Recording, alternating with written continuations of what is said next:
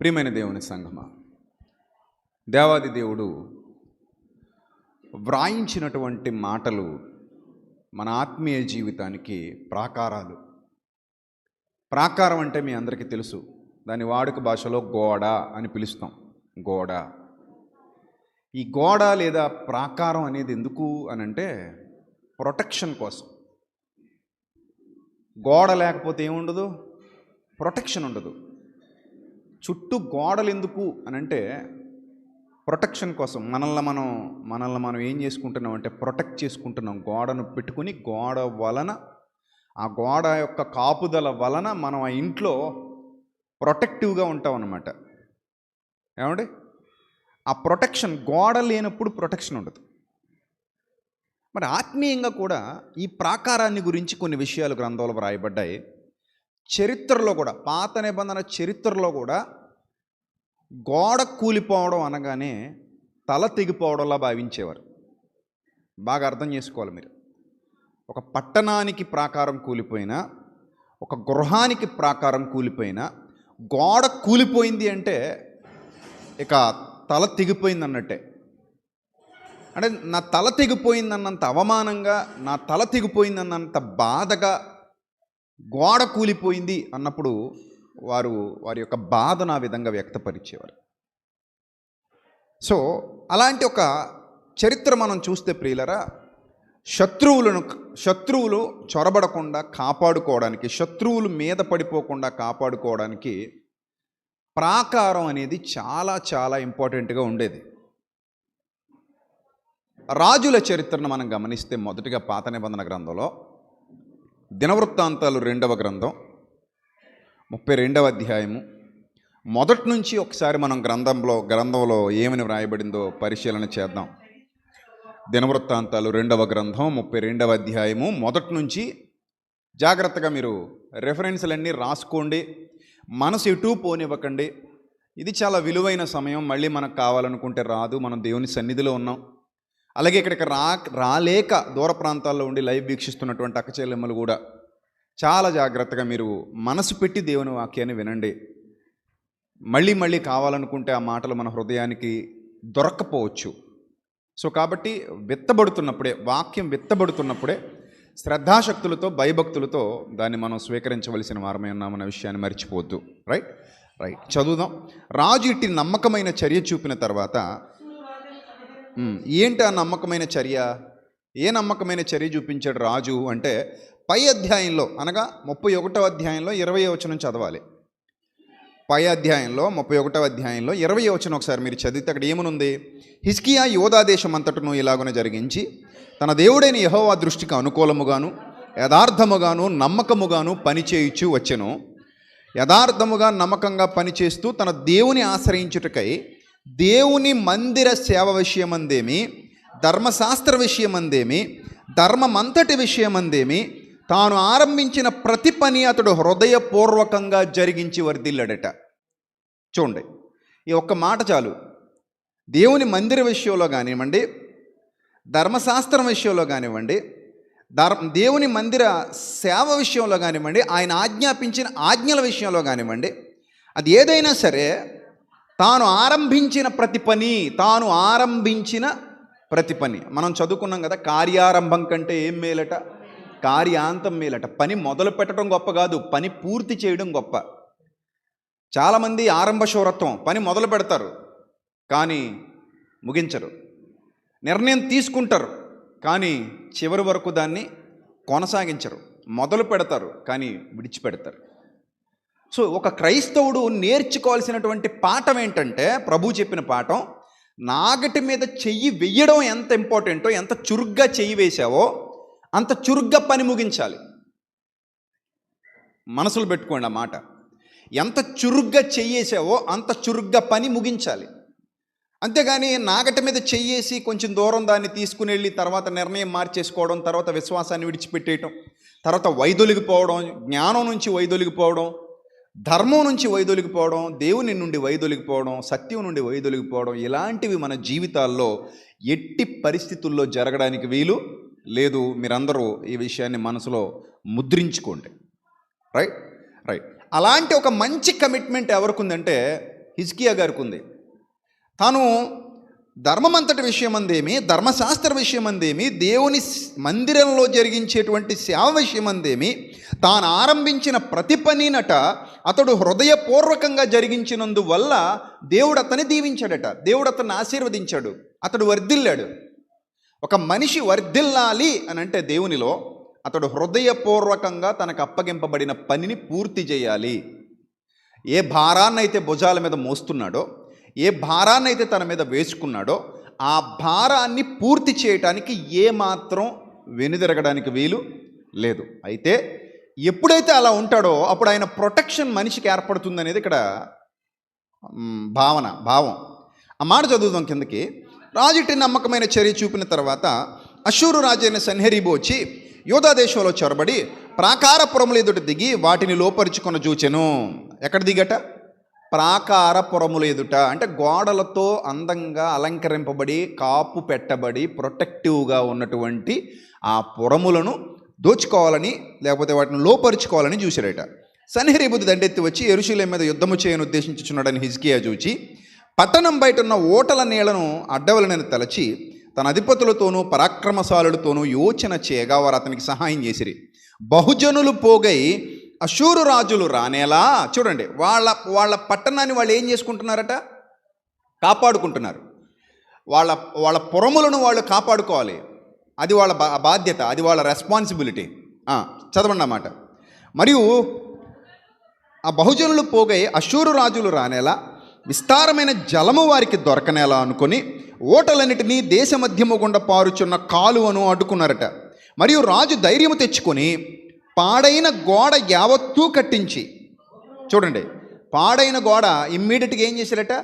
తొందరగా కట్టించేశారట. పాడైన గోడ యావత్తును కట్టించి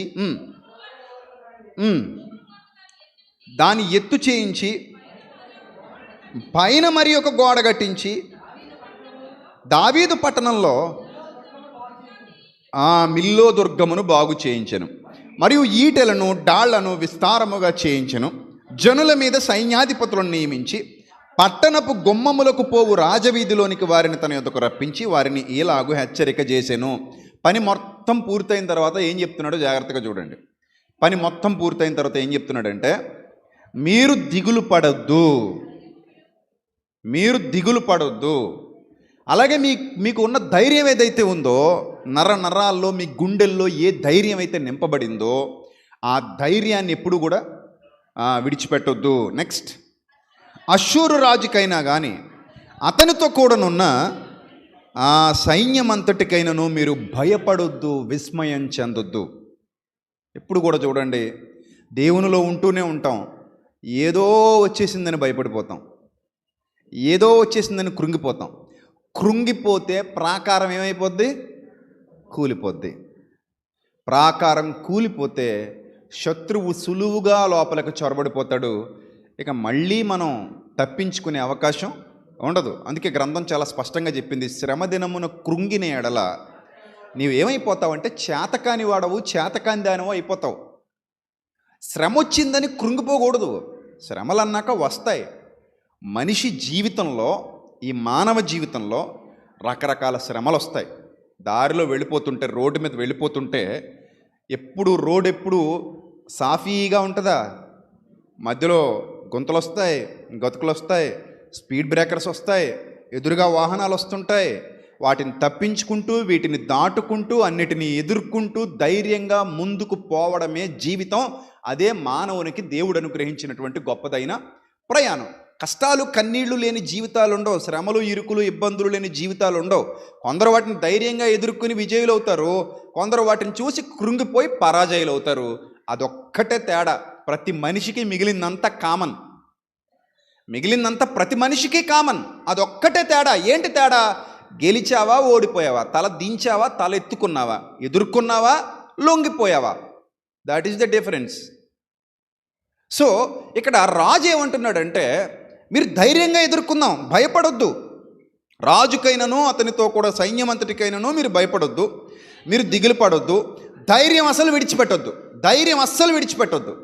మన కళ్ళ ముందున్నటువంటి టాస్క్ ఏదైతే ఉందో చాలా ప్రమాదకరమైంది, చాలా భయంకరమైంది. వాళ్ళు వచ్చారు, కాపుగాసు కూర్చున్నారు, మన మీద దాడి చేయడమే వాళ్ళ యొక్క ప్రధానమైన ఉద్దేశం. మనల్ని ఏదో విధంగా తొక్కేయాలన్నది వాళ్ళ యొక్క ఆలోచన. మనల్ని ఏదో విధంగా నాశనం చేసేసి మన బ్రతుకుల్ని పాడు చేయాలన్నది, మన యొక్క స్వాస్థ్యాన్ని సొత్తును దోచుకుపోవాలన్నది వాళ్ళ యొక్క ఆలోచన. సో ఇలాంటి క్రూరమైన ఆలోచనతో వాళ్ళు ఉన్నారు కాబట్టి వాళ్ళకి సైన్యం ఉంది, వాళ్ళకు బలగం ఉంది, వాళ్ళ దగ్గర చాలామంది జనాలు ఉన్నారు. అమ్మో, వాళ్ళ దగ్గర చాలా బలమైన ఆయుధాలు ఉన్నాయి, వచ్చేస్తే మనల్ని కొట్టేస్తే ఇంక మన బ్రతుకు అక్కడితో అయిపోయినట్టే అని మీరు బెంగ పెట్టుకోవద్దు, డౌట్ ఫీల్ అవ్వద్దు. ఆ బెంగ డౌట్తో మీకున్న ధైర్యాన్ని అసలు వదలొద్దు. చాలా ఇంపార్టెంట్ థింగ్ అది. దేన్ని వదలొద్దు? మీకున్న ధైర్యాన్ని వదలొద్దు. అది చాలా గొప్పది. చాలా సందర్భాల్లో అన్నీ ఉంటాయి కానీ ఏముండదు? ధైర్యం ఉండదు.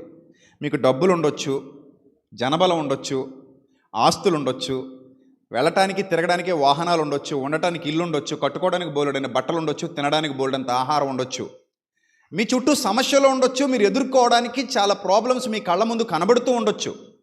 ఎన్నున్నా సరే వీటన్నిటినీ నడిపించాలంటే వీటన్నిటికీ ఇంధనం ధైర్యం.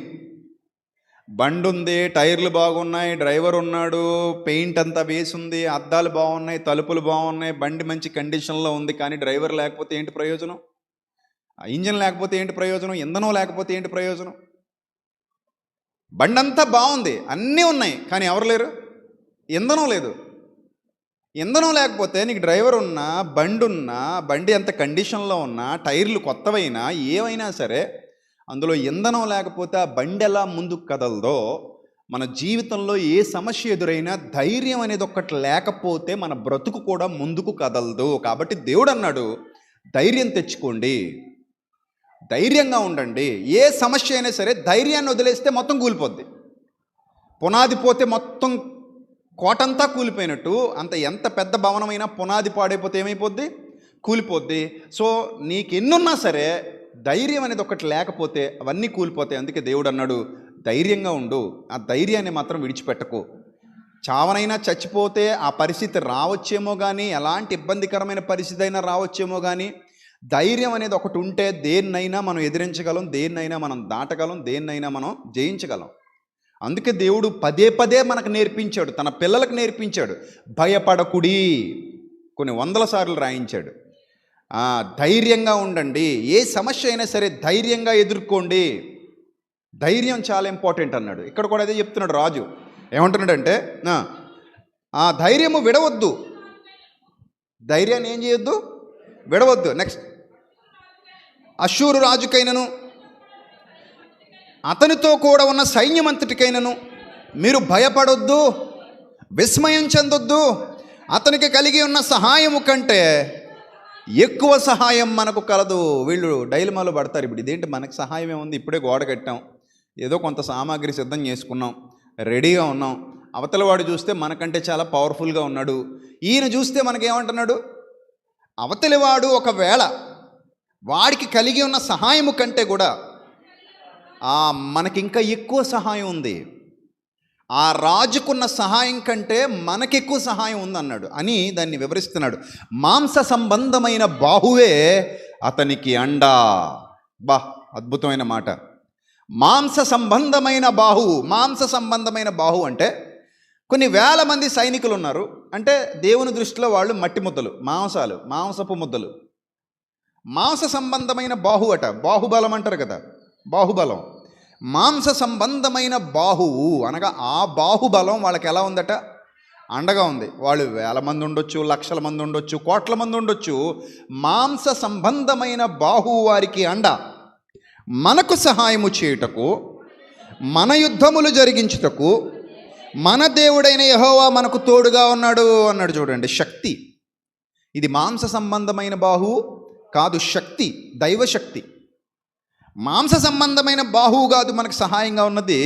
మనకు సహాయం చేయడానికి, మన యుద్ధాలు జరిగించడానికి మన దేవుడైన యెహోవా మనకు తోడుగా ఉన్నాడని చెప్పగా, జనులు యోధారాజైన హిజ్కియా చెప్పిన మాటల యందు నమ్మిక ఉంచిరి. ఇక్కడ జాగ్రత్తగా మీరు ఆలోచించండి. హిజ్కియా గోడ కట్టాడు. ఏ గోడ కట్టాడు? భౌతికమైన గోడ మాత్రమే కట్టాడని మనం అనుకుంటున్నాం ఈ సందర్భం చదివినప్పుడు. మనకేమర్థమైంది ఈ సందర్భం చదివినప్పుడు? పైనుంచి కిందకి పాడైపోయిన ఒక గోడను కట్టి నిలబెట్టి దాని తర్వాత ఇంకో గోడ కట్టి ప్రొటెక్షన్ ఏర్పాటు చేశాడు అనుకుంటున్నారు మీరు. ఒక గోడ కట్టేశాడు కదా హిజ్కియా, సరిపోయింది అనుకుంటున్నారు. కానీ ఇందులో ఉన్న లోతైన విషయాన్ని మీరు అర్థం చేసుకునే ప్రయత్నం చేయండి. ఇందులో లోతైన జ్ఞానాన్ని, పరిశుద్ధాత్ముడు వ్రాయించిన లోతైన జ్ఞానాన్ని అర్థం చేసుకునే ప్రయత్నం చేయండి. ఇక్కడ హిజ్కియా కట్టింది భౌతికమైన గోడ మాత్రమే కాదు, అంతరంగ సంబంధమైన ఆత్మీయ గోడను కూడా కట్టాడు. అదే మీకు చెప్తున్నాను నేను. మన దగ్గర ఎన్నున్నా ధైర్యం లేకపోతే పని అవ్వదు. నీ దగ్గర కత్తి ఉండొచ్చు, గన్ను ఉండొచ్చు కదా, కానీ వచ్చిన శత్రువు దగ్గర ఏమీ లేకపోయినా వాడి దగ్గర ధైర్యం ఉందనుకో, ముందు పౌరుషంగా వచ్చేస్తుంటాడు. నీ దగ్గర గన్నున్నా, కత్తున్నా, నీ దగ్గర అసలైంది ఏమీ లేదు, ధైర్యం లేదు. ధైర్యం లేనప్పుడు వాడిని ఏం చేయించగలవు నువ్వు? వాడిని ఏం చేయించగలవు? జయించలేవు. ఏదైనా సరే ఒక్కసారి ఆలోచించుకోండి. మీ జీవితంలో ధైర్యం అనేది ఒక్కటి మనలో ఉంటే దేవుడు అదే నేర్పించాడు మనందరికీ. అదే నేర్పిస్తున్నాడు. నాయనా మీరు నా పిల్లలు కాబట్టి మీరు ధైర్యంగా ఉండాలి. ధైర్యం అనేది ఒక్కటి మీ దగ్గర ఉంటే ఎలాంటి సిచ్యువేషన్ అయినా సరే మీరు ఫేస్ చేయొచ్చు. అంటే ఇప్పుడు చాలామందికి ధైర్యం అనే గోడ పడిపోయింది. అక్కడ శత్రువును చూడగానే ఏ గోడ పడిపోయింది? హృదయంలో, అంతరంగంలో ధైర్యం అనే గోడ పడిపోయింది. ఎప్పుడైతే ధైర్యం అనే గోడ పడిపోయిందో, ఇప్పుడు హిజ్కియా రాజు దేవుని సహాయంతో 2 గోడలు నిలబెడుతున్నాడు. ఒకటి భౌతికమైన గోడ ఎలాగో నిలబెట్టాడు, అది ఉన్నా సరిపోదు. వీళ్ళ దగ్గర ఏముండాలి? ధైర్యం ఉండాలి. ఆ ప్రాకారం ఉన్నా సరిపోదు, వీళ్ళ దగ్గర ఇంకా గొప్పదైన ప్రాకారం ఉండాలి. అందుకే ఆ పడిపోయిన గోడను నిలబెట్టాలని హిజ్కియా తీసుకున్నటువంటి నిర్ణయం వాళ్ళ జీవితాల్లో ఉపయోగపడేటువంటి నిర్ణయం. మీ జీవితాలకు కూడా ఉపయోగపడేటువంటి నిర్ణయం. ఈ మధ్యాహ్న కాల సమయంలో మీరు ఆలోచించాలి ప్రియమైన దేవుని జనాంగమా. మీ జీవితాలకు కూడా ఉపయోగపడేటువంటి నిర్ణయం ఏంటంటే, ఏదైనా పోనివ్వండి, ధైర్యాన్ని మాత్రం కోల్పోకండి. ధైర్యంగా నిలబడండి. మాంస సంబంధమైన బాహు వారికి అండ అయితే, సర్వోన్నతుడైన దేవుడు నాకు అండ. నీ పక్షాన న్యాయం ఉంటే, నీ పక్షాన నీతి ఉంటే, నువ్వు చేసేది మంచిదైతే, జనమందరూ నిన్ను వ్యతిరేకించిన, జనమందరూ నిన్ను దూషించిన, వాళ్ళు అర్థం చేసుకోకుండా నేను తిట్టినా, హింసించినా, నీ మీదగా అబద్ధంగా చెడ్డ మాటలల్లా పలికినా వేటిని పట్టించుకోవద్దు, వేటికి స్పందించొద్దు. కానీ ఒకటి మాత్రం గుర్తుపెట్టుకో, న్యాయం నీ పక్షాన ఉందో లేదో ఆలోచించు. న్యాయం నీ పక్షాన ఉంటే నువ్వు ఎవరికీ భయపడాల్సిన అవసరత లేదు. ధైర్యాన్ని మాత్రం విడిచిపెట్టకు. ధైర్యం ఎప్పుడైతే నీ గుండెల నిండా ధైర్యం ఉంటుందో, ఎన్ని దెబ్బలైనా కొట్టుకొని ఎదుర్కో, ఎంత బాధ అయినా పెట్టని ఎదుర్కో, ఎన్ని సమస్యలైనా రాని ఎదుర్కో, ఎన్ని కష్టాలైనా రాని ఎదిరించి నిలబడు, పోరాడు. అవన్నీ నీ ధైర్యాన్ని చూసి ఓడిపోయి పారిపోతాయి. నీ ధైర్యాన్ని చూసి తలదించి నీ ముందు నుంచి సలాం కొట్టి వెళ్ళిపోతాయి. ఆ ధైర్యమే మన దగ్గర లేదనుకోండి, ఇక ఏమున్నా ఉపయోగం లేదు. ఒక మాట చెప్పనా, నీ గుండెల్లో ధైర్యం లేనప్పుడు, విశ్వాసం లేనప్పుడు, దేవుడు వచ్చి నీ పక్కన నిలబడినా నువ్వు ఓడిపోతావు. అర్థమవుతుందా నా పాయింట్ నీకు? నీ గుండెల్లో ధైర్యం లేనప్పుడు, విశ్వాసం లేనప్పుడు వచ్చి దేవుడు వచ్చి నీ పక్కన నిలబడి, నాయనా నేను ఉన్నాను రా అన్న, నేను నమ్మను బాబు, నువ్వు ఉన్నా కూడా నేను నమ్మను, నువ్వు ఉన్నా కూడా నాకు ధైర్యం సరిపోవట్లేదు, నువ్వు ఉన్నా కూడా నేను గెలవను అన్నట్టుంటాయి పరిస్థితులు.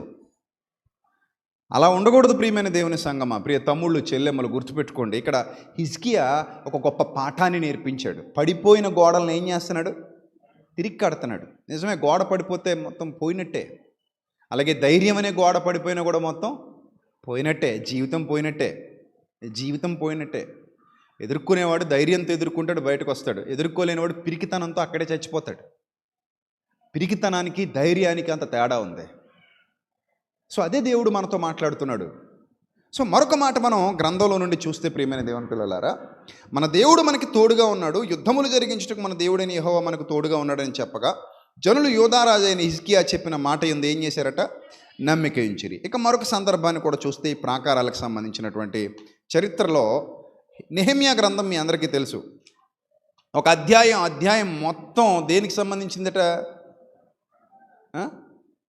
ఒక గ్రంథం మొత్తం దేనికి సంబంధించిన గ్రంథం ఇది? నెహెమ్యా గ్రంథం అనేది మెయిన్ ప్లాట్ ఏంటి? మెయిన్ పాయింట్ ఏంటి? అందులో పడిపోయిన ప్రాకారాలని తిరిగి కట్టుకోవాలి.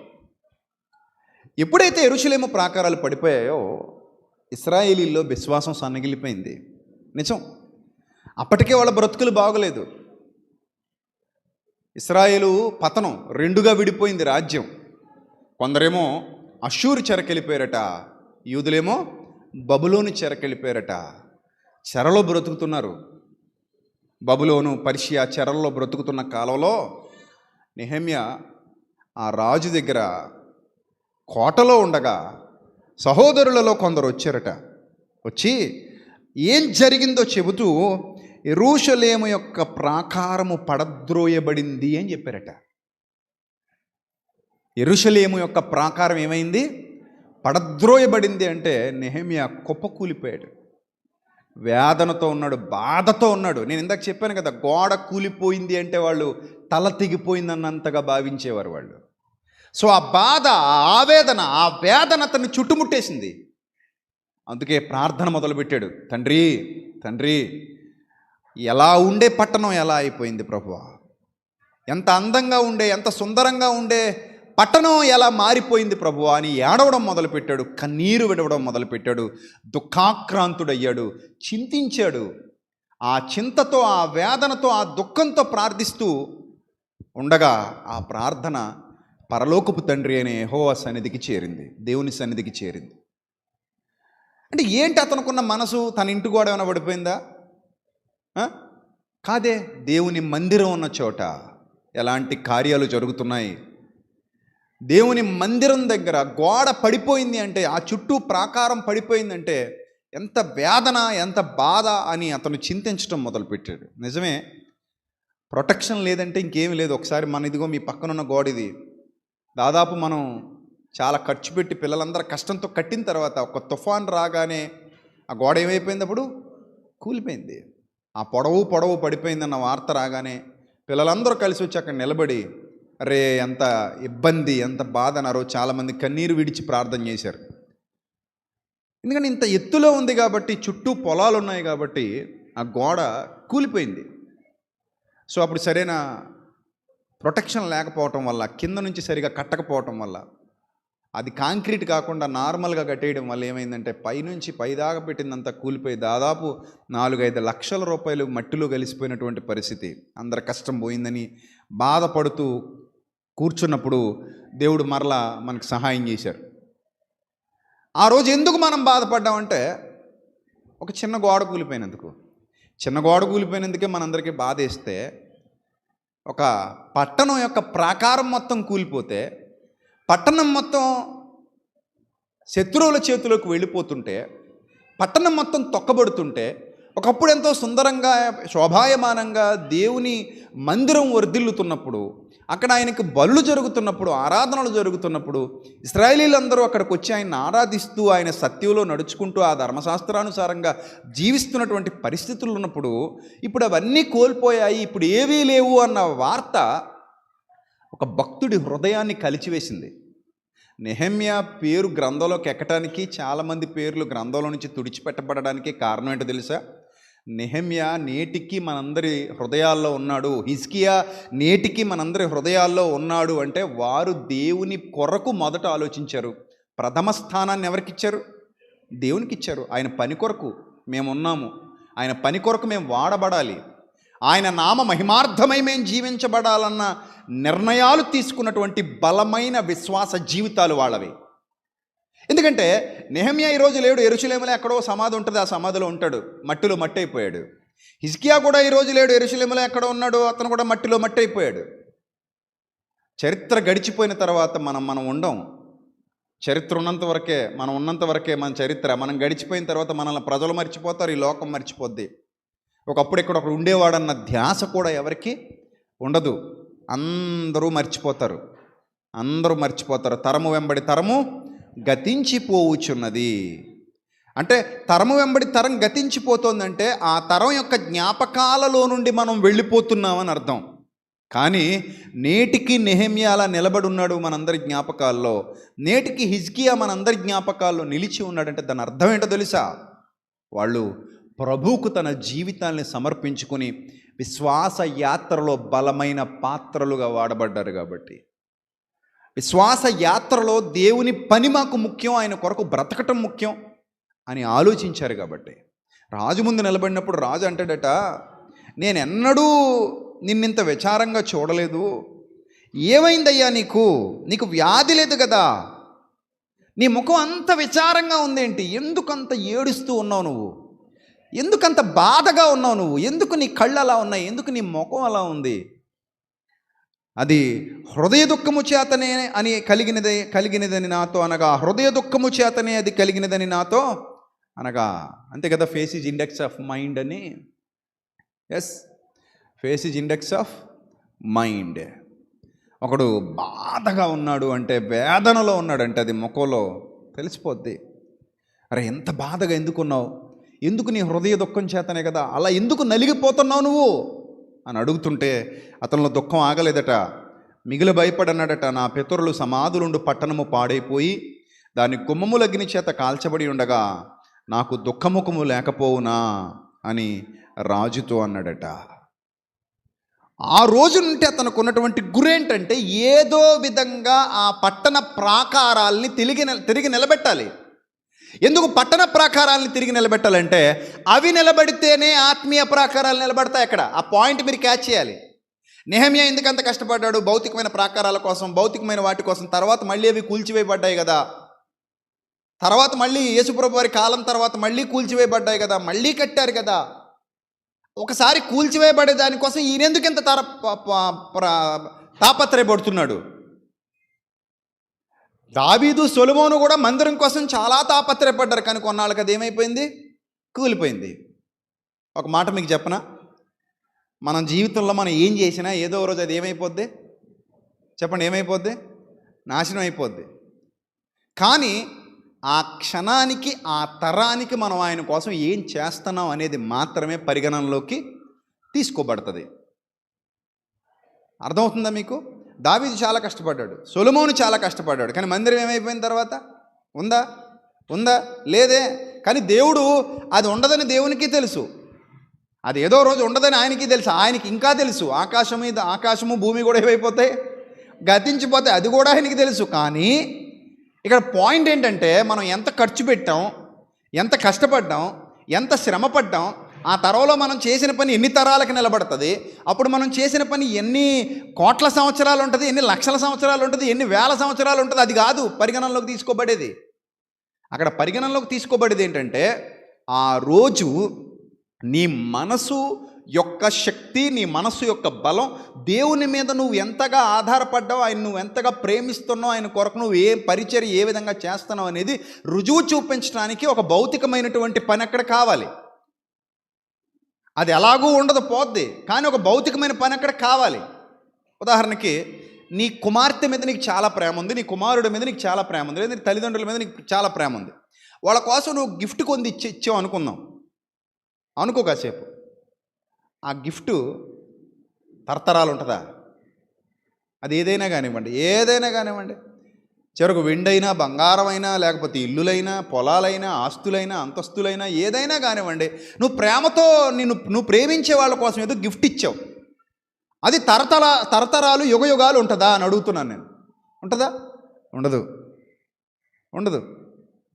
కానీ మనం వారి పట్ల ప్రేమను వ్యక్తపరచటానికి ఆ సమయంలో అదొక సూచన అంతే.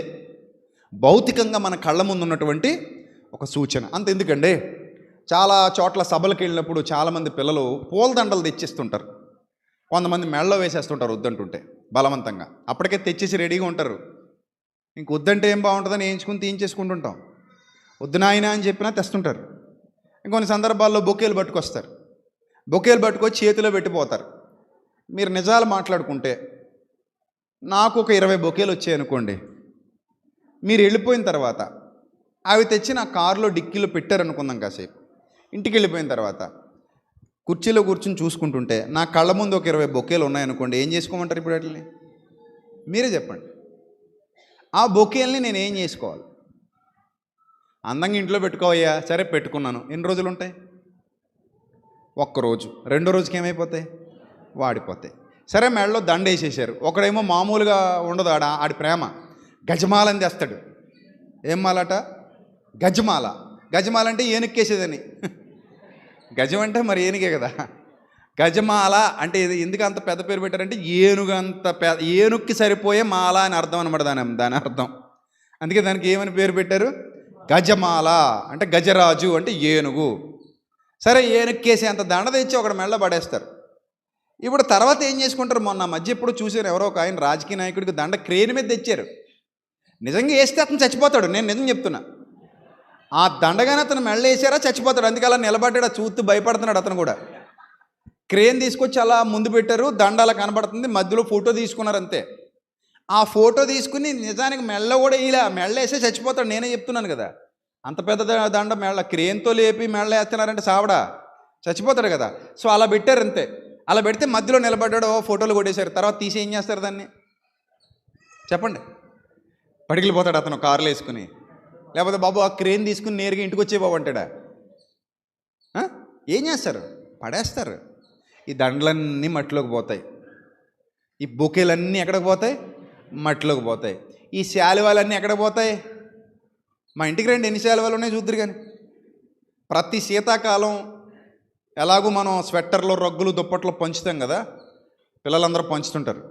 మన మనోరంజని అక్క కూడా అమెరికా నుంచి వాళ్ళ బావగారి వాళ్ళ ఆయన గారి స్మారకార్థం కొన్ని పంపించారు. సో పంచుతున్నారు పిల్లలు, పంచారు కూడా. సో ఈ పంచేటప్పుడు మేమేం చేస్తామంటే, అరే నాయన ఈ శాలువాలు కూడా పట్టుకెళ్ళిపోండి అంటాను. ఇవి ఇక్కడ ఉండి ప్రయోజనం ఏమీ లేదు. ప్రతి సంవత్సరం ఇన్ని వస్తుంటాయి నాకు. ఇవన్నీ ఏం చేసుకోవాలి? ఇక్కడ పెట్టుకుని కొన్నాళ్ళకి నేను ఒకసారి నేను వెటకారంగా అన్నాను, నేను సేవ పూర్తి అయ్యేసరికి శాలువాలు కొట్టి పెట్టుకొచ్చాను. సేవ పూర్తయి ముసలోని అయిపోయాక ఏ కొట్టు పెట్టుకోవచ్చు? శాలువాలు కొట్టు పెట్టుకు బతికేయచ్చు. అప్పటికి ఇన్ని శాలువాలు వస్తుంటాయి, ఎందుకంటే ప్రతి సభలో ఒకటి మీదేసేసి పోతుంటారు, ఒక్కో సభలో 7-8 వేసేస్తుంటారు. సో ఇవన్నీ పెట్టుకొచ్చాను అనమాట. అవన్నీ కూడా ఇచ్చేస్తాం, పంచిపెట్టేయండి. ఎవరైనా ఒకవేళ చలికి వణుకుతుంటే ఇచ్చేయండి, వాళ్ళకి ఇచ్చేయండి అని చెప్పి పంపించేస్తుంటాను. సో వాళ్ళకి తెలుసు ఇదేం చొక్కా కుట్టించుకుంటాం, ఆ శాలువా ఏం చేసుకుంటాం, దాన్ని ఏమీ చేసుకోం. కానీ వాళ్ళ ప్రేమని ఎలా వ్యక్తపరచాలి? ఆ టైం కంటే ఏమీ లేదు, ఏదో విధంగా వ్యక్తపరచాలి. ఏ విధంగా వ్యక్తపరచాలంటే శాలువాయో, దండో, లేకపోతే ఇంకోటో ఇచ్చేసి ఆ క్షణానికి వాళ్ళ ప్రేమను అలా వ్యక్తపరుస్తూ ఉంటారు. మన జీవితం అంతా అంతే, గుర్తుపెట్టుకోండి. మన జీవితం అంతా అంతే. ఒకడట 10 ఏళ్ళు కష్టపడ్డాడట కొడుక్కి ఏం కొనివ్వాలని? కారు కొనివ్వాలని. కొడుక్కి కారు కొనివ్వాలని 10 ఏళ్ళు కష్టపడితే నెల తిరగకుండానే ఆడు గోన గుద్దేసినట్టు పట్టుకెళ్ళి. ఆయన తండ్రి ఫీల్ అవ్వాలా. ఇప్పుడు ఆ కారు ఉండదు, 15 ఏళ్ళు పోతే ఆ కారు ఉంటుందా? ఒక 50 ఏళ్ళు పోతే తండ్రి ఉండడు, 60 ఏళ్ళు పోతే కొడుకు ఉండడు. కానీ 10 ఏళ్ల జీవితాన్ని నువ్వు కారు కోసం ఎందుకు వెచ్చించావు? కొడుకు కోసం అంత ప్రేమ ఏంటి, అంత పిచ్చి ఏంటంటే దానికి మనం డిస్క్రైబ్ చేయలేము దాన్ని. కొన్నింటిని డిస్క్రైబ్ చేయడానికి అవకాశం ఉండదు. ఎందుకంటే అలా అనుకుంటే జీవితంలో అన్నీ చచ్చిపోయిన తర్వాత ఏమైపోయినట్టు చెప్పండి? ఏమైపోయినట్టు? అన్నీ వృధాయే. మన బతుకంతా ఏమైపోయినట్టు? అప్పుడు వృధా. నువ్వు ఏం చేసావు? అన్నీ మట్టిలో పోయినట్టే. ఏం చేసావు? అన్నీ మట్టిలో పోయినట్టే. కారు కొనుక్కున్నాను, ఇల్లు కట్టుకున్నాను, పెళ్లి చేసుకున్నాను, పిల్లల్ని కన్నాను, సంపాదించాను, అంత చేశాను, ఇంత చేశాను, ఆ వ్యాపారం చేశాను, ఈ వ్యాపారం చేశాను, ఆ ఉద్యోగం చేశాను, ఈ ఉద్యోగం చేశాను, ఇవన్నీ తీసుకొచ్చాను, ఇక్కడ పెట్టాను, ఇదంతా చేశాను, అప్పులోళ్ళు వచ్చారు, తీర్చుకున్నాను, కష్టపడ్డాను, శ్రమ పడ్డాను, మధ్యలో రోగాలు వచ్చాయి, మందులు వాడాను, వాటి నుంచి బయటపడ్డాను, ఇంకా అవి చేసి ఇదిగో ఈరోజు కర్ర పట్టుకుని ఇలా ఊగుతున్నాను చలికి. ఊగుతూ కాసేపటికి ఏమైపోతాడు? అలా చచ్చిపోతాడు. చచ్చిపోయిన తర్వాత ఏం సాధించావు తాత అంటే, ఏం సాధించింది ఏముంది నాయన, మరి ఎంతెందుకు కష్టపడ్డావు తాత అంటే, అదంతే నాయన, తప్పదు నాయన.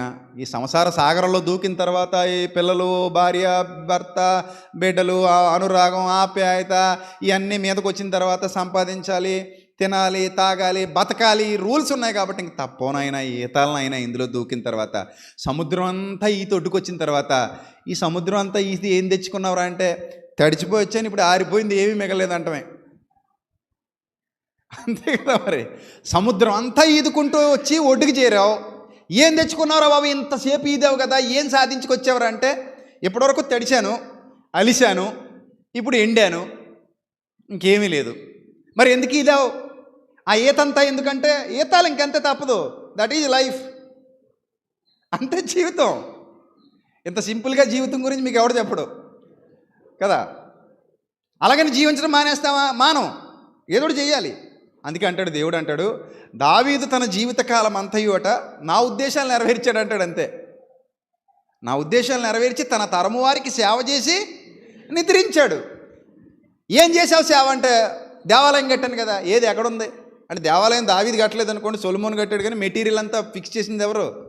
దావీదే. మరి మొత్తం మెటీరియల్ పోగేసి సొలొమోను చేతిలో పెట్టాడు. ఇదంతా చేసావు కదా అంటే, అఫ్ కోర్స్ నేను నా దేవుని పట్ల నా ప్రేమను వ్యక్తపరచటానికి ఇవన్నీ భౌతికంగా ఉన్నటువంటి జస్ట్ థింగ్స్ మాత్రమే. వీటిని వాడుకుంటూ నేను నా దేవుని పట్ల ప్రేమను వ్యక్తపరుస్తాను. ఇవన్నీ పోతాయి, నశించిపోతాయి, కానీ నా ప్రేమ మాత్రం అలా నిలిచి ఉంటుంది. పాయింట్ అర్థం చేసుకోండి. నేను దండ ఎందుకు వేసానంటే, దండ కుళ్ళిపోద్ది, పువ్వు వాడిపోద్ది, ఆ సంగతి నాకు తెలుసు. కానీ నేను నా ప్రేమను వ్యక్తపరచడానికి ఆ కాసేపు ఆ దండ వాడుకున్నాను. నేను నా ప్రేమను వ్యక్తపరచడానికి, నా గౌరవాన్ని వ్యక్తపరచడానికి ఆ కాసేపు ఆ శాలువ వాడుకున్నాను. అదంతే. ఆ కాసేపు వాడుకున్నాను తప్ప అదేమి శాశ్వతంగా ఉంటుందని థింగ్ మీద, అంటే ఆ వస్తువు మీద దృష్టి పెట్టలేదు. నేను అక్కడ జరుగుతున్న చర్య మీద దృష్టి పెట్టాను. ఇది మీరు జాగ్రత్తగా ఆలోచన చేస్తే, సొలొమోను చేసినా, దావీదు చేసినా, హిజ్కియా చేసినా, నెహెమ్యా చేసినా, ఆ కాలంలో ఆ తరంలో దేవుని కొరకు బ్రతుకుతున్నానని నిరూపించుకోవడం కోసం తన దగ్గర ఉన్నటువంటి వస్తువుల్ని, వనరుల్ని ఏం చేశాడు? త్యాగం చేశాడు. ఇప్పుడు స్వతంత్ర సమరయోధులు ఉన్నారు, మన దేశం కోసం ఎంతో కష్టపడ్డారు, ఎంతో శ్రమపడ్డారు. ఈరోజు వాళ్ళు ఆ స్వతంత్రాన్ని అనుభవిస్తున్నారా, మనకి ఇచ్చేశారా? చెప్పండి. వాళ్ళ కష్టాన్ని మనం ఈరోజు ఏం చేస్తున్నాం? అనుభవిస్తున్నాం. ఈ స్వతంత్రం మనం కష్టపడి తెచ్చుకున్నది కాదు. మన పూర్వీకులు, మన తాత ముత్తాతలు కష్టపడ్డారు, వాళ్ళ కష్టాన్ని మనం ఈరోజు అనుభవిస్తున్నాం. కానీ వాళ్ళు ఈరోజు భూమి మీద లేరు. వాళ్ళు ఈ భూమి మీద లేరు, వెళ్ళిపోయారు. అలాగే ఒకరోజు నువ్వు వెళ్ళిపోతావు. వెనక్కి తిరిగి చూసుకుంటే నీ కష్టం ఏం ఉండదు. దీనికోసం మాత్రం చాలా కష్టపడతాం, చాలా శ్రమ పడతాం. కొంతకాలమే అది. ఆ కొంతకాలమైనా నేను నా దేవుని మీద ప్రేమతో చేశాను అన్న ఒక ఆ లోపల ఆ ఫీలింగ్ ఉంది చూడండి, అది ఒకటే మనకు మిగిలేది. ఆ ఫీలింగ్ ఒకటే మనకు మిగిలేదు. అందుకే పాట ఎప్పుడో రాశాను, గతము జ్ఞాపకమే, హితము జ్ఞాపకమే, మేలు జ్ఞాపకమే, కీడు జ్ఞాపకమే, మిగిలేది జ్ఞాపకం ఒక్కటే. అందుకే ఆ పాటలోనే మీకు ఈ ప్రసంగం, ఆ పాటలో ఎప్పుడో చెప్పేశాను. సో మీకు ఇంకా అర్థం కాలేదేమో అని ఈ ప్రసంగంలో మళ్ళీ ఒకసారి గుర్తు చేస్తున్నాను. మేలు జ్ఞాపకమే, కీడు జ్ఞాపకమే, మేలైనది చేయని నడవడి జ్ఞాపకమే, గతము జ్ఞాపకమే, హితము జ్ఞాపకమే, పాతాళపు యాతన కూడా తరగని జ్ఞాపకమే. ఇవన్నీ జ్ఞాపకాలే. మనం చచ్చిపోయిన తర్వాత మిగిలే జ్ఞాపకాలు మాత్రమే. డేటా ఒకటే ఉంటుంది మన దగ్గర. డేటా ఉంటుంది కానీ మ్యాటర్ ఉండదు. మ్యాటర్ అంతా అయిపోద్ది, మిగిలింది ఏంటి? ఇంకా ఓన్లీ డేటా. అంటే జ్ఞాపకాలు అనే డేటా. తిరిగి అలిసిపోయి అవి చేసి, ఇవి చేసి, అలా చేసి, ఇలా చేసి చచ్చిపోతాం టక్మని. ఇంకేం మిగిలిందిరా నీ దగ్గర అంటే only memory card, only memory, only జ్ఞాపకాలు. ఇప్పుడు మోషేకున్నవి జ్ఞాపకాలు మాత్రమే, అబ్రహాముకున్నవి జ్ఞాపకాలు మాత్రమే, ధనవంతుడికున్నవి జ్ఞాపకాలు మాత్రమే, సొలొమోనుకి, దావీదుకి, పౌలుకి, పేతురుకి వాళ్ళు దెబ్బలు తినొచ్చు, కష్టాలు అనుభవించవచ్చు, కన్నీళ్ళు అనుభవించవచ్చు, ఇరుకులు అనుభవించవచ్చు, ఇబ్బందులు అనుభవించవచ్చు, శ్రమల గుండా వెళ్ళొచ్చు, ఎన్నో బాధలలో, శోధనలో వాళ్ళ బ్రతుకులు దేవుని కొరకు నలిగిపోయి ఉండొచ్చు. కానీ వాళ్ళకు మిగిలినవి కేవలం జ్ఞాపకాలు మాత్రమే. అందులో మంచివా చెడ్డవా, మేలు కొరక కీడు కొరక. ఎంత మంచి పాట అసలు! మీరు దేవుని కృప వల్ల మనకు అనుగ్రహింపబడింది ఆ పాట. ఇప్పటికీ నాకు ఆ పాట వింటుంటే గూస్ బంప్స్ వస్తుంటాయి. ఎంత మంచి పాట ప్రభువా మాకు అనుగ్రహించావు అని ఆనందపడుతూ ఉంటాను. కళ్ళ ముందు కరిగిపోవురా జీవితం అశాశ్వతం, లోకమందు ఏది నీదిరా, జ్ఞాపకాలేగా శేషం. ఇది ఎంత గొప్ప జీవిత సత్యం దేవుడు మనకు అనుగ్రహించాడు. ఏది నీది కాదు. ఇప్పుడు మాత్రమే నీది కాదు. కారు నాది, ఈ బండి నాది, ఇల్లు నాది అంటావనమా, ఈ బట్టలు నావి, ఈ ఉంగరం నాది, ఈ చైను నాది, నాదది నాది అంటాం. అన్నీ నావే, అన్నీ నావే. ఉద్యోగం నాది, వ్యాపారం నాది, కొట్టు నాది, ఇల్లు నాది, వాకిలి నాది, పిల్లలు నా వాళ్ళు కదా, అన్నీ నావి నావి నావి నావి. కానీ ఏదో ఒకరోజు అన్నీ ఇక్కడ ఆగిపోతాయి. కేవలం నీ దగ్గర ఏముంటాయి? జ్ఞాపకాలు ఉంటాయి. అంటే ఇప్పుడు మనం నిజమైన ఆస్తి, పరలోకానికి పోవడానికి సంపాదించుకోవాల్సిన నిజమైన ఆస్తి మేలైన జ్ఞాపకాలు తప్ప ఇంకేమీ కాదు. ఇప్పుడు నెహెమ్యా గారు చచ్చిపోయాడు, పరలోకంలో ఉన్నాడు, పరదేశంలో ఉన్నాడు. పరదేశంలో ఉన్న నెహెమ్యా గారి దగ్గరికి వెళ్ళి అడిగితే, ఏమయ్యా ఎందుకయ్యా అంత దుఃఖముకుడు అయ్యావు? ఎందుకంత అలా ఏడ్చావు రాత్రనక పగలనక? ఎందుకంత కష్టపడ్డావు? ఆ ప్రాకారాల కోసమే కదా, యెరూషలేము ప్రాకారం తిరిగి కట్టించాలనే కదా అంత ఏడ్చావు, అంత బాధపడ్డావు, అంత కన్నీరు గార్చావు, అంత ఇబ్బంది పడ్డావు, అంత శ్రమ పడ్డావు, అంతమందితో తిట్లు తిన్నావు. ఆ సన్బల్లెట్ అనేవాడు, టోబియా అనేవాడు నిన్ను ఎంత బాధ పెట్టారు, ఎన్నెన్ని మాటలు అన్నారు, ఎన్నెన్ని ఇబ్బందులకు గురి చేశారు.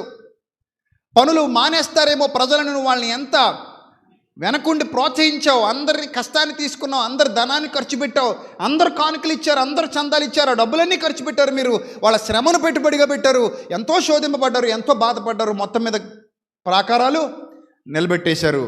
ఇప్పుడు పరదేశికి వెళ్ళి నెహెమ్యా గారి ముందు నిలబడి, ఏవయ్యా నీ ప్రాకారాలు భూమి మీద చూపించు, నువ్వు చూపించు, నువ్వు కట్టిన ప్రాకారాలు ఎక్కడున్నాయి చూపించు నెహెమ్యా అని అడిగితే నెహెమ్యా దగ్గరుండే ఏకైక సమాధానం, నేను ప్రాకారాలు కట్టలా, జ్ఞాపకాలు నిలబెట్టా అంటాడు. ఏమి నిలబెట్టాడు? దేవునిలో నాకు మిగిలిన జ్ఞాపకాలు, నా బ్రతుకు కాలమంతయు నా తండ్రి కొరకు నేను ఏవైతే చేశానో ఆ జ్ఞాపకాలు నా మనస్సులో నిక్షిప్తమైపోయాయి. ఈరోజు నేను దేవుని సన్నిధిలో ఉన్నాను, అది మాత్రమే నాకు మిగిలేది, అది నేను తెలుసుకున్నాను, చాలామంది తెలుసుకోలేకపోయారు అంటాడు హిజ్కియా. ఆ రోజు మానవ సంబంధమైన బాహువు వారికండ, దైవ సంబంధమైన బాహువు మనకండ. మనకు యెహోవా తోడుగా ఉన్నాడు, ధైర్యంగా ఉండు, ముందుకెళ్దాం, వెనక్కి తగ్గొద్దు, బలంగా ముందుకెళ్దాం, పోరాడదాం అని ప్రజల్లో స్ఫూర్తిని నింపావు కదా. ఏం మిగిలిందయ్యా నీకు? ఏం సాధించావయ్యా హిజ్కియా? నువ్వు చచ్చి పట్టుకి తెచ్చుకున్నది ఏముందయ్యా నీ దగ్గర అంటే ఓన్లీ జ్ఞాపకాలు మాత్రమే. శేషం అదే, శేషము అంటే మిగిలేది అని అర్థం. అది ఏనాడో రాశాను పాటలో మీ అందరి కోసం. కానీ ఎంతమంది ఆ పాట విన్నప్పుడు ఈ ప్రసంగాన్ని అర్థం చేసుకున్నారు? చేయొద్దండి అయ్యా. ఆ పాట విన్నప్పుడే నాకు ఈ ప్రసంగం అర్థమైపోయింది అన్నాళ్ళు. నిజమా అబద్ధమా? నిజమే. 10 మంది ఎత్తారు. ఆ పాట విన్నప్పుడు మీకు నిజంగా ఈ ప్రసంగం అర్థమైతే మీరు ధన్యులు, మీరు ధన్యులు. నేను ఎప్పుడో ఒకటే చెప్తా, నా జీవితంలో నా కోసం ఏది చేసుకున్నానో అది నాకు శాశ్వతం కాదు, కానీ నా జీవితంలో నా ప్రభువు కోసం ఏది చేశానో అది నేను సంపాదించుకున్న నిజమైన ఆస్తి. అందుకే నా నిమిత్తము, సువార్త నిమిత్తము తన ప్రాణమును సహా పోగొట్టుకునేవాడు ధన్యుడు అన్నాడు. నా నిమిత్తము అంటాడు. అందుకే ప్రభు నా నిమిత్తము.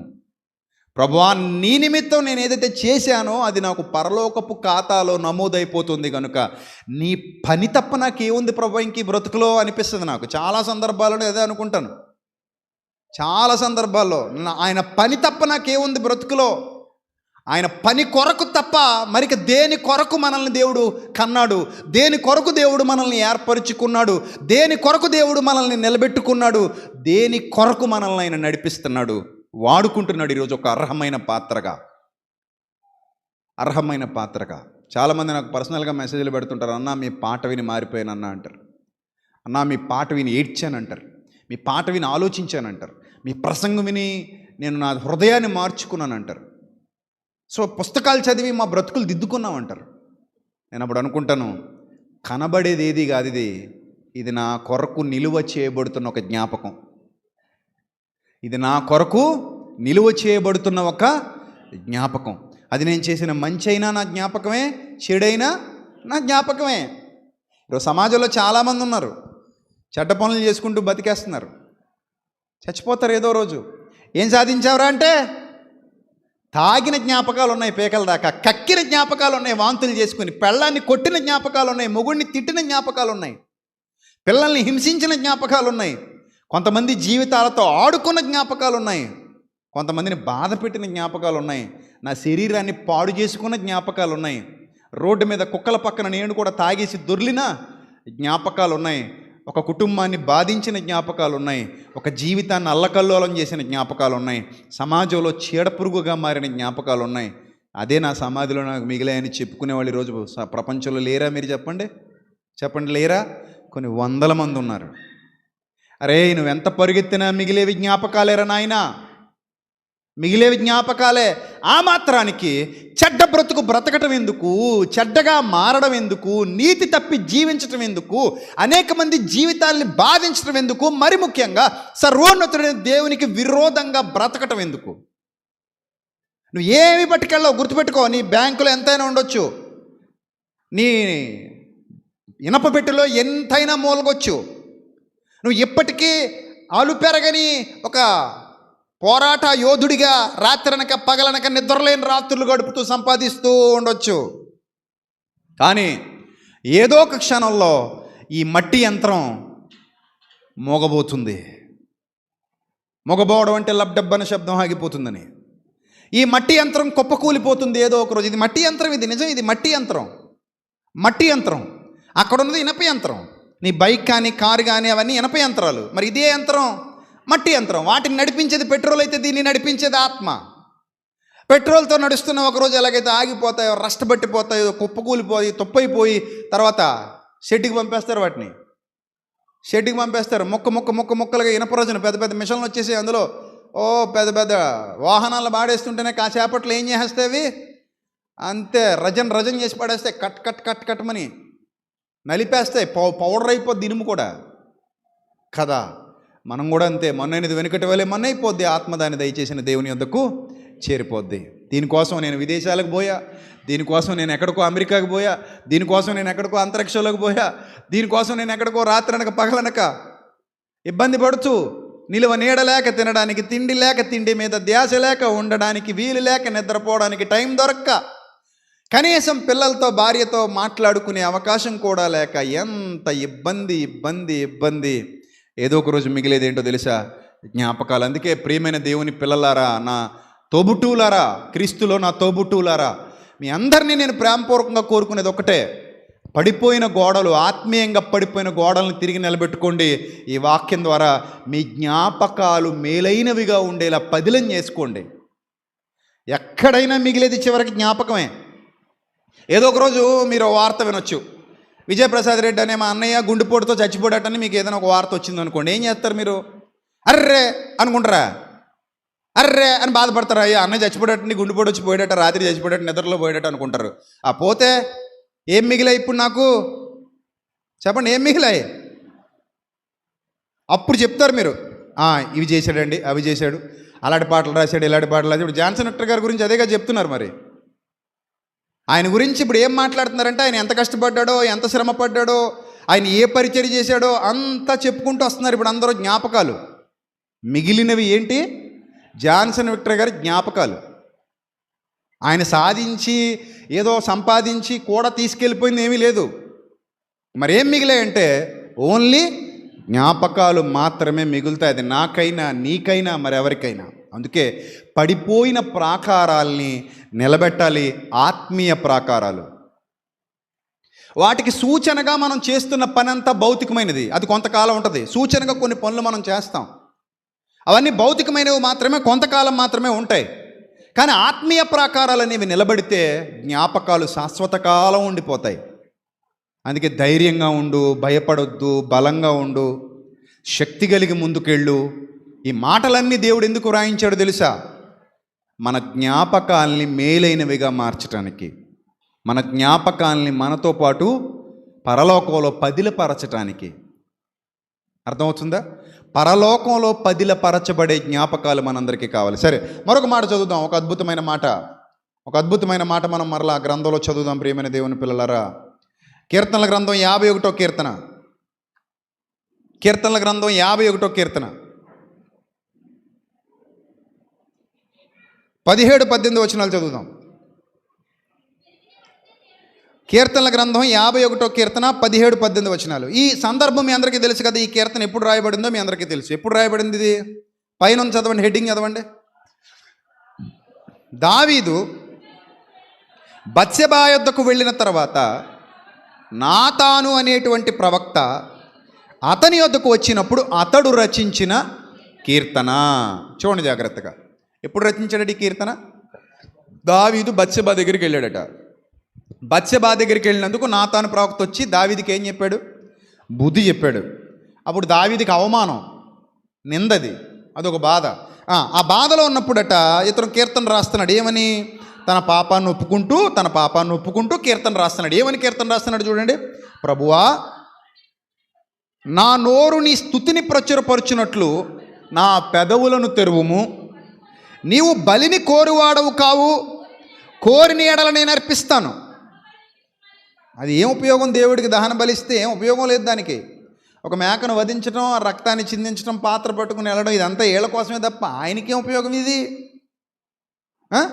ఆయనకి ఏం ఉపయోగం ఇది? నువ్వు ఇక్కడ చేసే ఈ కార్యం ఏం ఉపయోగం లేదు. కానీ వీళ్ళకి సంబంధించింది అది, వీళ్ళ పశ్చాత్తాపానికి సంబంధించిన కార్యం అది. కోరట్లేదు నువ్వు దహన బలి కోరువాడవు కావు, కోరిన ఎడల నేను అర్పిస్తాను. విరిగిన మనస్సే దేవునికి ఇష్టమైన బలులు అన్నాడు. విరిగిన మనస్సే దేవునికి ఇష్టమైన బలులు. ఏ మనస్సట? విరిగిపోవాలి లోపల మనస్సు, ఆ జ్ఞాపకం మిగిలిపోవాలి. విరిగిపోయిన మనస్సు అనే జ్ఞాపకం మన డేటాలో ఏమైపోవాలి? మిగిలిపోవాలి. విరిగిన మనస్సే దేవునికి ఇష్టమైన బలులు. దేవా, విరిగి నలిగిన హృదయమును నీవు అలక్ష్యము చెయ్యవు. ఎప్పుడైతే మన హృదయం విరిగిపోతుందో, నలిగిపోతుందో, దాన్ని దేవుడు ఏం చేయడట? అలక్ష్యం చేయడు. నెక్స్ట్, నీ కటాక్షము చొప్పున సియోనుకు మేలు చేయము. నీ కటాక్షము చొప్పున సియోనుకు మేలు చేయము, యెరూషలేము యొక్క గోడలు కట్టించుము. ఏమంటున్నాడు? యెరూషలేము యొక్క గోడలు కట్టించి, తన ఆత్మీయ జీవితంలో తాను చేసిన పాపం గురించి మాట్లాడుతూ యెరూషలేము గోడలు కట్టించమంటాడు ఏంటండి? మీరు ఆలోచించండి. అంటే ఇక్కడ దావీదు గారు చెబుతున్నటువంటి ఆ యెరూషలేము గోడలనేవి ఎలా అర్థం చేసుకోవాలంటే, ఆత్మ సంబంధమైన ప్రాకారాలను గురించి దావీదు మాట్లాడుతున్నాడు. ఎందుకంటే దావీదు యెరూషలేముకు రాజు కూలిపోయాడంటే యెరూషలేము ప్రాకారం ఏమైపోయినట్టు? కూలిపోయినట్టే. ఇప్పుడు రాజే కూలిపోయాడంటే యెరూషలేము ప్రాకారం కూలిపోయినట్టే. ఇప్పుడు యెరూషలేము ప్రాకారం కూలిపోతే శత్రువులు చొరబడతారు. దావీదు ఆత్మ సంబంధమైన ప్రాకారం కూలిపోయింది కాబట్టి శత్రువు లోపలికి చొరబడ్డాడు. అందుకే ఇక్కడ అంటున్నాడు, దేవా, యెరూషలేము యొక్క గోడలను కట్టిస్తే అప్పుడు నీతియుక్తమైన బలులు, దహన బలులు, సర్వాంగ హోమములు నీకు అంగీకృతములగును. పైనేమన్నాడు? బలి నువ్వు కోరట్లేదన్నాడు. మళ్ళీ ఇక్కడ బలులు నీకు అంగీకృతములు అంటాడేంటి? పై వచనంలో బలి కోరట్లేదు అన్నాడా లేదా? అన్నాడా? మరి ఇక్కడ బలులు అంగీకృతములు అంటాడేంటి? అంటే రెండింటికి ఒకదానికొకటి పొంతన లేదా? కాదు. పైన చెబుతున్నది భౌతికమైనది, కింద చెబుతున్నది ఆత్మ సంబంధమైనది. ఈ పడిపోయిన ప్రాకారాన్ని నువ్వు కడితే లోపల నేను ఇచ్చే బలి ఏదైతే ఉందో, నా హృదయంతో నిన్ను సేవించడం అనేది ఏదైతే ఉందో, నా హృదయంతో నిన్ను ఆరాధించడం అనేది ఏదైతే ఉందో, నా హృదయంలో నీకు చోటివ్వడం అనేది ఏదైతే ఉందో, అది నీకు ఇష్టమైన బలి ప్రభువా, అది నీకు అంగీకారమైన బలి ప్రభువా. అందుకే మీరెంత వినండి, బైబిలు చిట్ట చివరిగా తేలేది ఒకటే, ఏంటో తెలుసా? నీ హృదయంలో దేవుడికి చోటివ్వు. అంతేనా? ఇంకేమైనా ఉందా? నీ హృదయంలో దేవుడికి చోటివ్వు, ఆయన కొరకు బ్రతుకు, ఆయన పని చేయి, ఈ నీతి సువార్తను వ్యాపింపచేయి, అనేక మందిని దేవుని కొరకు సంపాదించు, అనేక మందిని దేవుని మార్గాలలో నిలబెట్టు.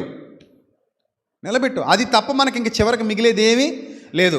మరలా చెప్తున్నాను, ప్రభువు కొరకు మనం ఏది చేశామో అదే నిలబడద్ది, మిగిలింది ఏది నిలబడదు. అందుకే మన బ్రతుక్కాలం అంతా మనం మన కోసం బ్రతుకుతూ, మన బాధ్యతలు నెరవేరుస్తూ, మన కుటుంబాన్ని చక్కగా చూసుకుంటూ, మన కుటుంబ బాధ్యతలు నెరవేరుస్తూ, మన సంతోషాలు ఆనందాలు అన్నిటినీ అనుభవిస్తూ, దేవుడు మనకిచ్చిన పరిధిలో ఈ లోకంలో హ్యాపీగా జీవిస్తూ, చివరికి మనం ఎక్కువ పోగేసుకోవాల్సింది ఏంటి చెప్పండి?